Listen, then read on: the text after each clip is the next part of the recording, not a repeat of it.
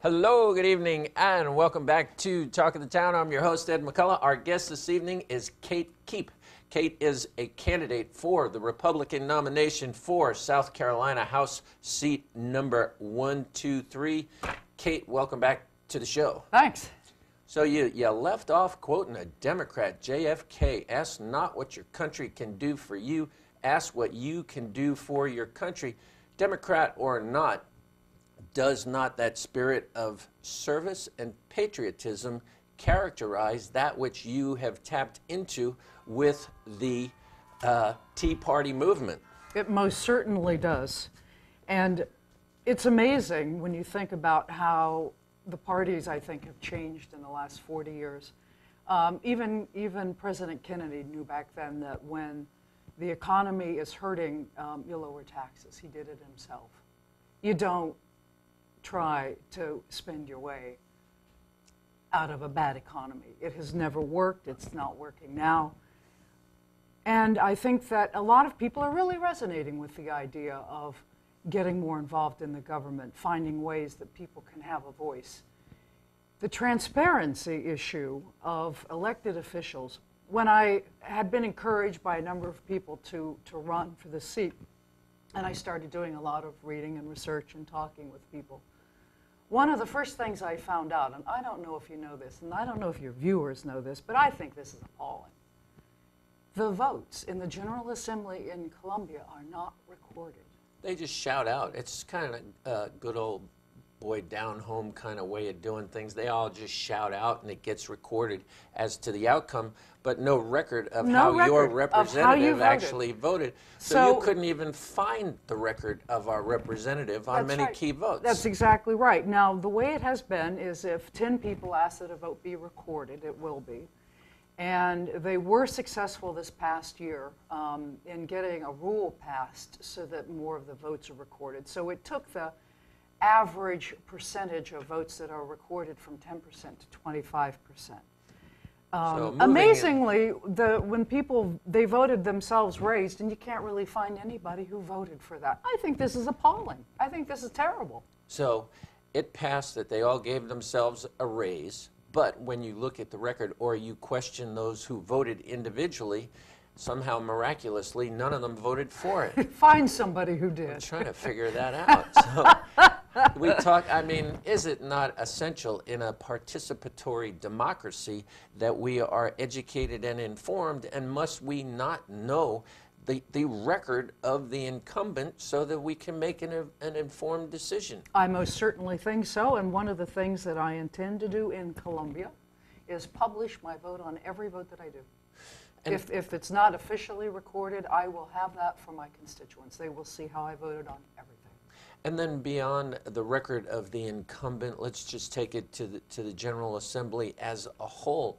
Does not participatory democracy demand that all the transactions are completely transparent? Shouldn't we know where the money's going? Shouldn't we know who voted to send the money to which place? And as a great example, here in Beaufort County, I understand that they're working toward having an open checkbook so that you can go online and see exactly how the money is spent, to whom the checks are written. I think that's with the kind of technology that we have, everything should be available to people in their home. If they can't go to Columbia and sit there, which obviously most people can't, they ought to be able to see from their home with the information tools that we have today exactly what is happening. A lot of the committee meetings in Beaufort County Council are available to be watched online. Why don't we have that more in Columbia? We need to open it up. I've had several people say, "Oh, Kate, I don't know how you're going to, it sort of smells bad up there. You sure you want to get involved in that?" Well, I want to be some fresh air up there, and I'm going to work to opening that up and to getting more accountability and more transparency so that people can tell exactly what kind of a representative I am for them, what I am exactly doing for Hilton Head. District 123 is basically all of Hilton Head. It excludes Jenkins Island, which includes Wimble Harbor. But other than that, it includes most of Hilton Head Island, and I want the Hilton Head Islanders to know exactly what kind of a representative I am for them. And beyond the nuts and bolts, the logistics, the day-to-day, the transparency, the record, the availability of folks to go online and see in detail what is happening and how you voted, must not every vote and everything you do up there be informed by an overriding, overarching, coherent vision for Hilton Head? A vision is absolutely crucial. I know a lot of people are concerned about this, and so am I. And one of the things that I look forward to doing is working with the leadership of Hilton Head toward a vision. Not that I want to be involved in the vision, but I do have some hopes of what that vision is. Hilton Head Island was, as you know, Charles Frazier was instrumental with Sea Pines in getting Hilton Head set up as it was a world-class destination resort. And for a couple of... We've drifted. We've drifted. From all apparent signs, the amount of money that people come here and spend has decreased. The level of education of our guests has decreased. I've been in the travel business here for almost 25 years. Europeans used to come here. It used to be a great place for that. It isn't so much anymore, even though all the resources that were there then are still here now. Incredible golf courses, incredible dining. Incredible beaches. Incredible beaches, the bike trails, wonderful restaurants, a growing cultural society with art and performing arts. We have so much here to offer. And it's always concerned me, this conversation about the airport. It's being done outside of a context. It's local communities or families or individuals, some first, some again.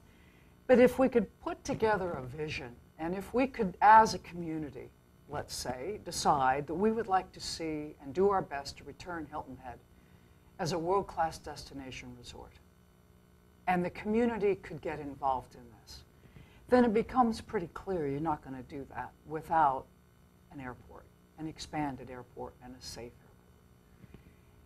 On the other hand, and it breaks my heart to even mention this as a possibility, if we can't get behind a vision for Hilton Head and we're going to keep drifting and it's not going to make any difference, the airport becomes extraneous.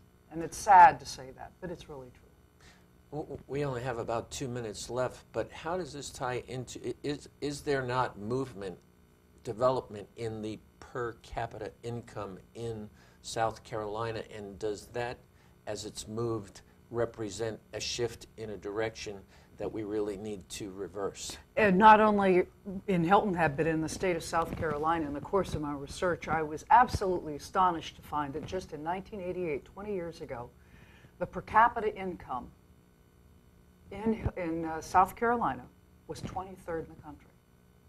In 20 years, we've fallen to 46th. Now, you have to look at the kind of legislation, the kind of actions that have been taking place in Colombia that have caused that. We have to understand them. We have to work at reversing them. The whole state of South Carolina has enormous resources. Let's use them. Let's lighten the tax load. Let's make the economic field a level playing field for everyone. Let businesses and entrepreneurs find themselves as successful or not, and let their own success be their reward. Let's stop government from trying to decide which business, which industry is going to be the successful one of the future, giving them huge tax break. The people who are elected to be in Columbia don't have crystal balls. Let's let free enterprise determine the evolution of the market, the future of the market, and use that to help create much needed jobs here in South Carolina. We're out of time. Kate. Hey. It's always a pleasure. For me too. Thanks, Ed. Thanks for coming by. Thanks for running for the office. We appreciate it. I'm having a lot of fun doing it. We have been speaking with Kate Keep. Kate is a candidate for the Republican nomination for South Carolina House seat number 123. I'm Ed McCullough. This is Talk of the Town. Thanks for being with us.